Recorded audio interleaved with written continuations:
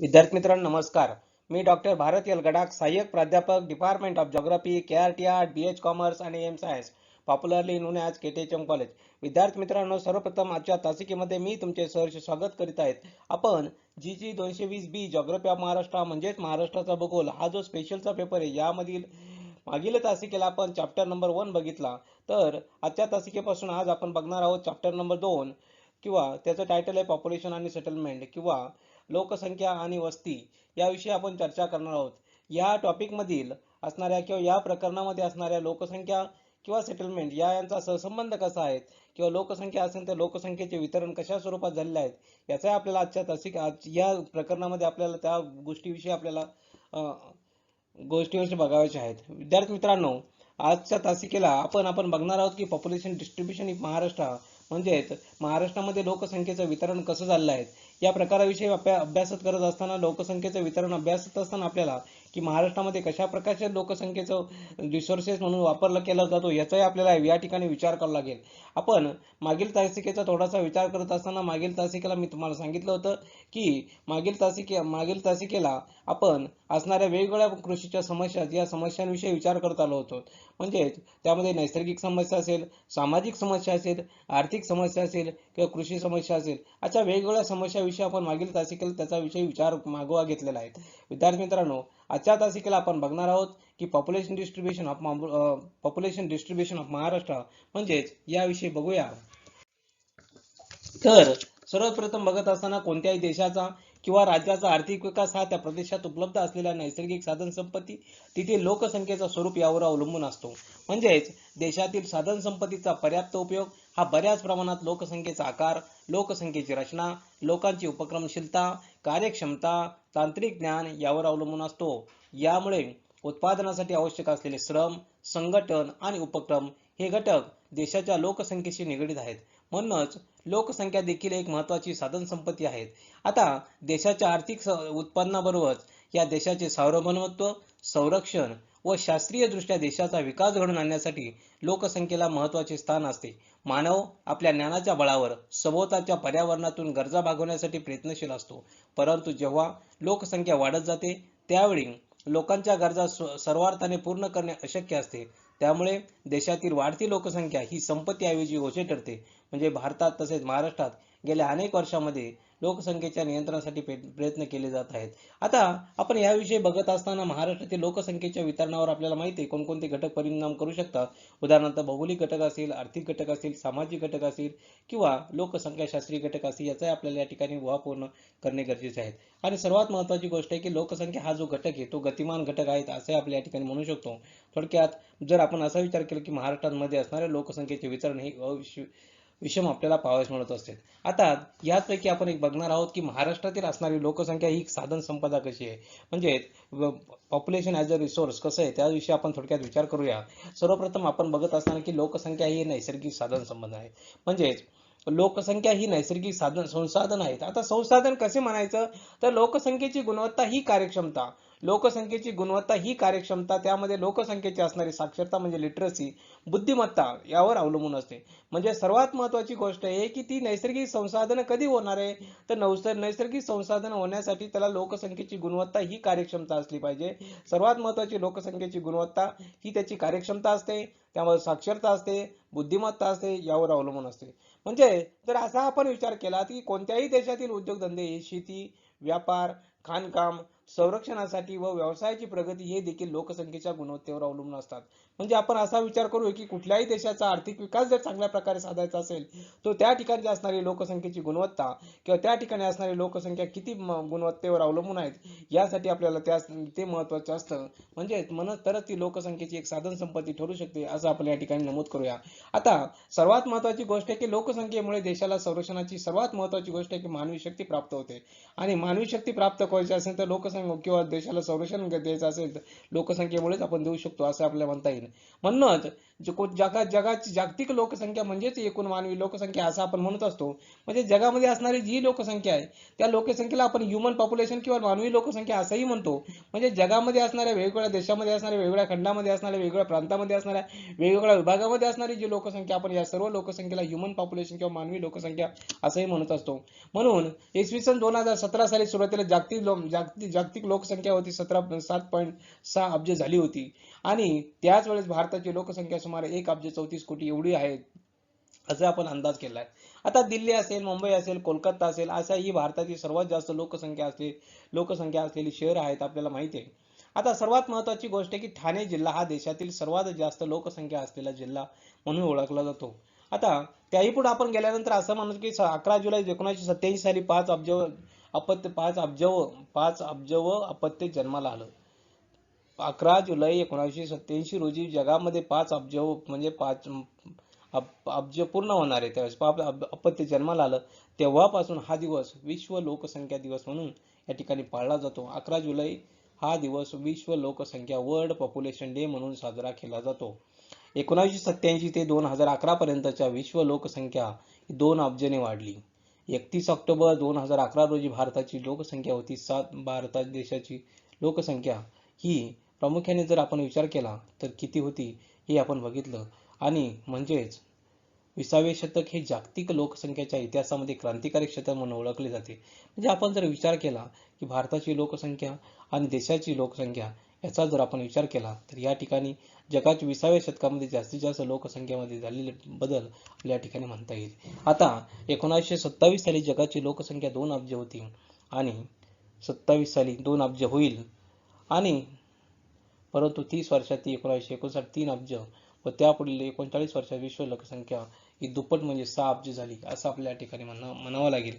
म्हणजे असा आपण विचार केल्यानंतर थोडक्यात युरोप असेल, आफ्रिका असेल, आशिया असेल, अमेरिका असेल, ऑस्ट्रेलिया या 5 खंडापैकी ऑस्ट्रेलिया खंडात सर्वाधिक कमी लोकसंख्या आपल्याला आढळून येते असं आपल्या ठिकाणी नमूद करता येईल.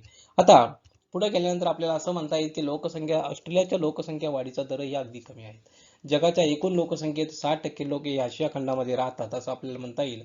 आणि त्यापैकी जर आशिया खंडाचा विचार केला तर त्यापैकी चीन आणि भारत या पहिल्या दोन प्रमुखांचे देश आशिया खंडामध्येच आहेत. भारताचा जर त्याच्यापुढे आपण विचार केला तर अमेरिकेचे क्षेत्रफळ भारताच्या तिप्पट आहे. पण लोकसंख्येच्या मात्र किंवा भारताच्या लोकसंख्येच्या 25% इतकेच आहेत. अमेरिकेची लोकसंख्या 30 कोटीच्या आसपास आहेत असं आपल्या या ठिकाणी म्हणूया. म्हणून 21व्या शतकामध्ये आशिया हा सर्वात अधिक लोकसंख्येचा खंड असेल असं या ठिकाणी म्हटले गेलं आहे. आफ्रिका खंडाच्या तुलनेमध्ये आशिया खंडाची लोकसंख्या तिपटीहून अधिक आहे. 2011 मध्ये आफ्रिका खंडाची लोकसंख्या 1 अब्ज होती तर ती लोकसंख्या 2021 मध्ये ती 3.6 अब्ज होईल असा अंदाज केला आहे. युरोपची लोकसंख्या 2025 मध्ये 0.7 अब्ज असेल व त्यानंतर युरोपची लोकसंख्या आणखी घट होईल. आता जगाच्या लोकसंख्येचा 1804 मध्ये जर बघितलं तर ती 1 अब्ज होती. 1927 साली मध्ये 2 अब्ज झाली.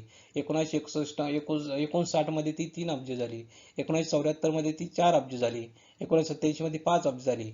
1999 6 अब्ज झाली. 2011 मध्ये ती 7 अब्ज होती. अशा प्रकारे जर आपण विचार केला लोकसंख्येचा वाढता ट्रेंड असेल किंवा वाढते असणार त्याची वाढ असेल ही आपण बघितली आहेत. आता संयुक्त राष्ट्र संघाने 1999 मध्ये 6 अब्ज हा मोठा मैलाचा दगड म्हणून मानला गेला आहे असं आपल्या ठिकाणी म्हटलं येईल. आता भारताची लोकसंख्या 1947 मध्ये अंदाजे 36 कोटी होती. आता 2011च्या जनगणनेनुसार आता देशाची लोकसंख्या 1.21 अब्ज झाली. म्हणजेच 64 वर्षात भारताची लोकसंख्या तिपटीहून अधिक झाली. अंदाजे 2 जनगणनेच्या काळामध्ये 10 वर्षात प्रत्येक वर्षी लोकसंख्येमध्ये 1.50 ते 1.75 कोटी भर पडत आहेत असे आपल्या या ठिकाणी नमूद करता येईल. आता त्यानंतर पुढे गेल्यानंतर आपण असं म्हणूया की आपल्या देशात उत्तर प्रदेश असेल, बिहार असेल, उत्तराखंड असेल, झारखंड असेल, राजस्थान असेल, मध्य प्रदेश असेल, छत्तीसगड असेल, ओरिसा असेल या 8 राज्यातील लोकसंख्या होणारी वाढ ही विशेष आहेत. 8 राज्याची एकूण लोकसंख्या भारताच्या लोकसंख्येत केवळ जवळजवळ 48% आहेत. आता महाराष्ट्र असेल, गुजरात असेल, दक्षिणेतील 4 राज्यांमध्ये आंध्र प्रदेश, कर्नाटक, तामिळनाडू, केरळ व पश्चिम बंगाल आधी राज्याने कुटुंब नियोजन कार्यक्रमामध्ये चांगली कामगिरी बजावली आहे, परंतु स्थलांतर या घटकामुळे लोकसंख्या वाढतच आहेत.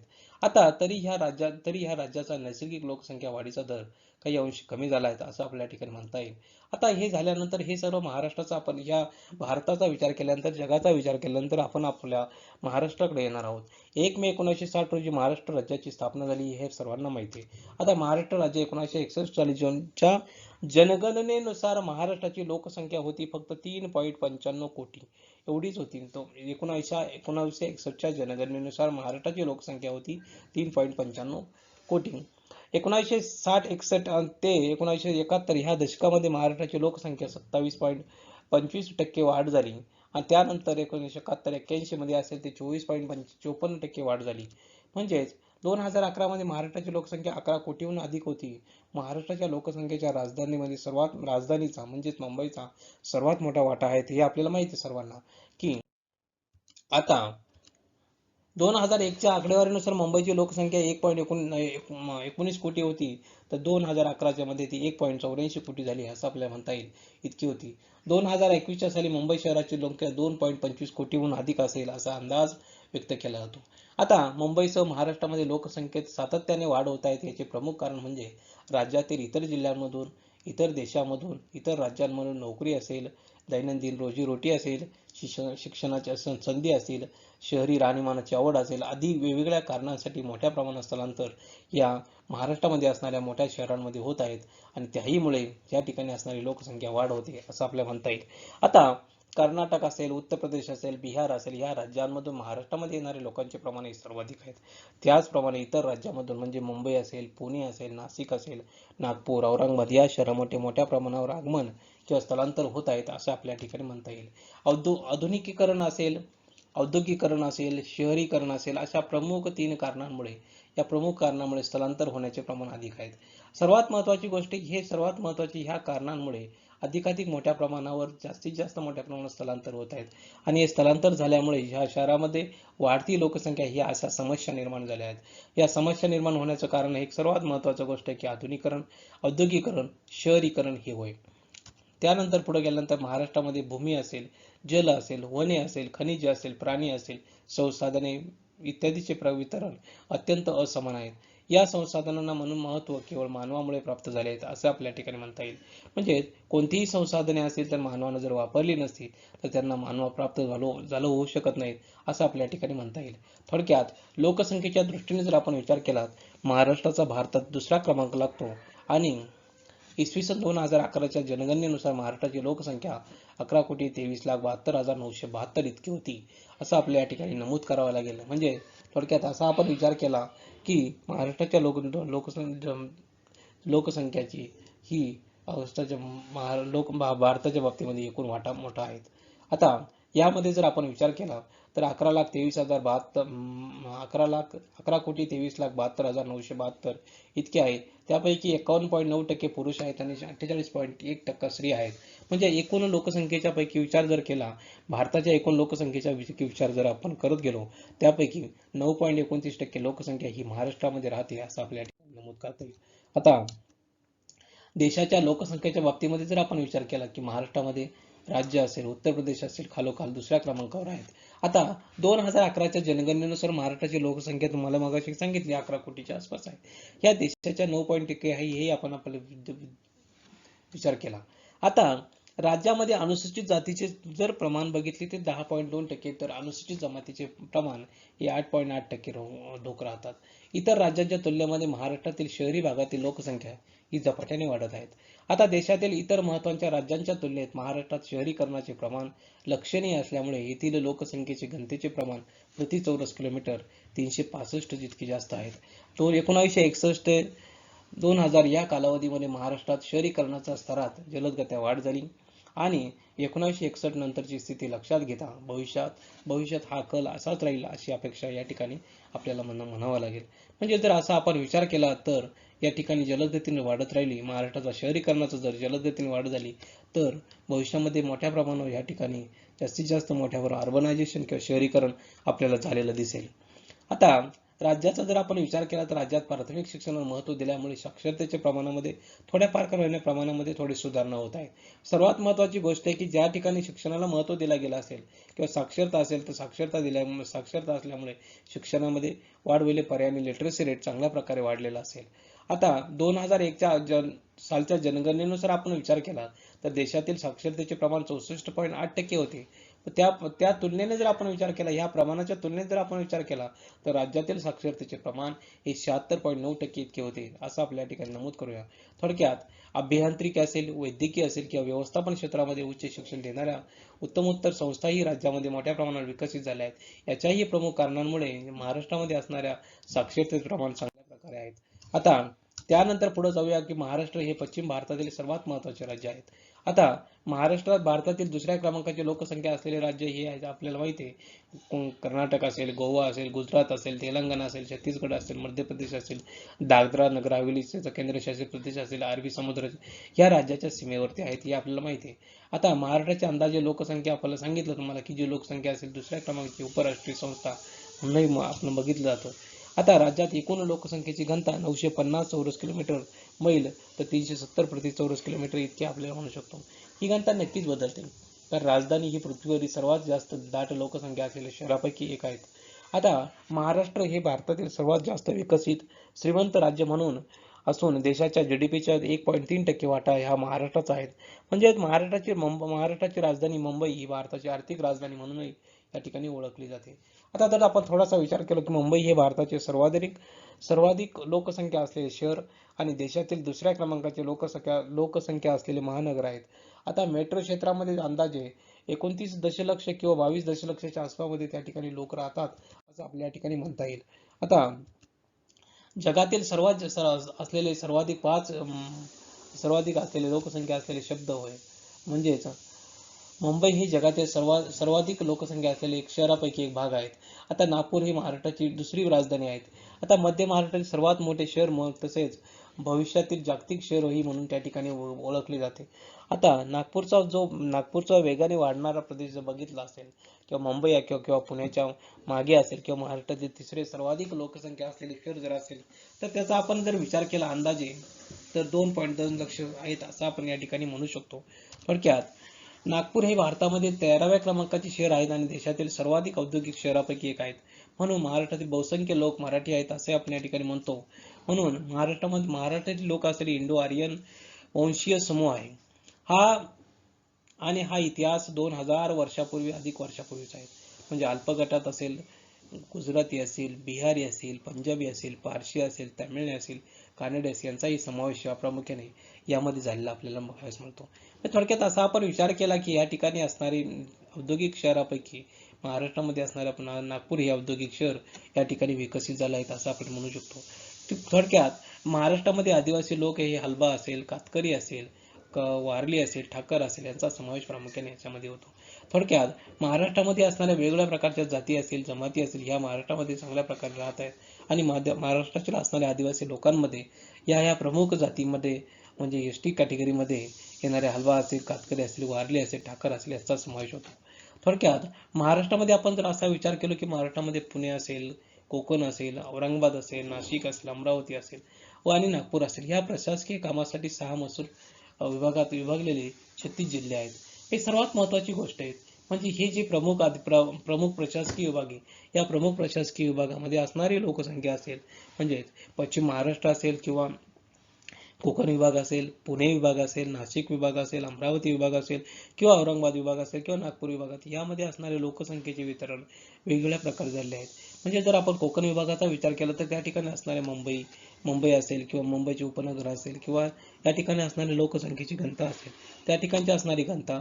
पश्चिम महाराष्ट्रामध्ये पुणे या ठिकाणी असणारे त्या ठिकाणी पुणे या विभागामध्ये गेलं तर पुणे शहर असेल किंवा पुण्याचा आजूबाजूचा परिसर असेल त्या ठिकाणी असणारे लोकसंख्येचं वितरण आणि त्याचबरोबर नाशिक असले असेल तर नाशिक जिल्ह्यामध्ये असणारे नाशिक शहर असेल किंवा त्या बाजूची महत्त्वाची जी अर्बनाइज शहर आहे किंवा शहरीकरणाचे शहर आहे त्यांचा असणारा विचार असेल त्या ठिकाणी असणारी लोकसंख्या याचा आपण या ठिकाणी विचार केला पाहिजे.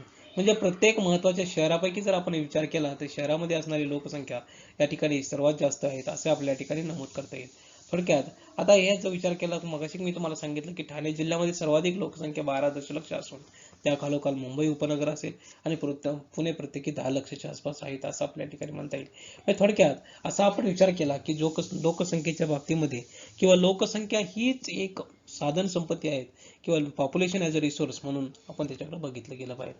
म्हणजे 2011 पर्यंत 55% लोकसंख्या खेड्यांमध्ये राहणारी ग्रामीण लोकसंख्या ही 45% लोकसंख्या शहरात राहणारी आहे असा एक थोडक्यात लेखाजोग आपल्या या ठिकाणी म्हणता येईल. म्हणजे 55% लोक खेड्यामध्ये राहतात आणि 45% लोकसंख्या ही शहरामध्ये राहणारी आपण 2011 पर्यंतचा जर आपण सेन्ससचा किंवा जनगणनेचा अभ्यास केला त्यावरून आपल्याला असं सांगता येतं की 55% लोक हे ग्रामीण भागात राहतात आणि 45% लोक हे शहरात राहतात असं आपण या ठिकाणी नमूद करूया. विद्यार्थी मित्रांनो अशा प्रकारे आज आपण लोकसंख्या ही एक साधन संपत्ती कशी आहे आणि महाराष्ट्रामध्ये असणाऱ्या लोकसंख्येच्या साधन संपत्तीविषयी थोडक्यात चर्चा केली आणि महाराष्ट्र असेल, मुंबई असेल किंवा जग असेल याविषयी चर्चा करत असताना जग पातळीवर कसं काय, वर्ल्ड लेवलवरती कसे आहे, भारतीय पातळीवरती कशी आहे आणि महाराष्ट्राच्या पातळीवर कसं आहे याची लोकसंख्या साधन संपत्ती म्हणून कसा उपयोग केला गेला आहे याचा आपण या ठिकाणी आजच्या तासिकेला विचार केला आहे. विद्यार्थी मित्रांनो आजच्या तासिकेविषयी कोणाच्या मनात काही शंका प्रश्न निर्माण झाले असेल तर या ठिकाणी माझा मेल आय डी दिला आहे यावरती आपण मेल करू शकता. विद्यार्थी मित्रांनो अशाच प्रकारे पुढील तासिकेला दुसरा एक टॉपिक घेऊन पुन्हा भेटूया. तोपर्यंत धन्यवाद. Thank you very much.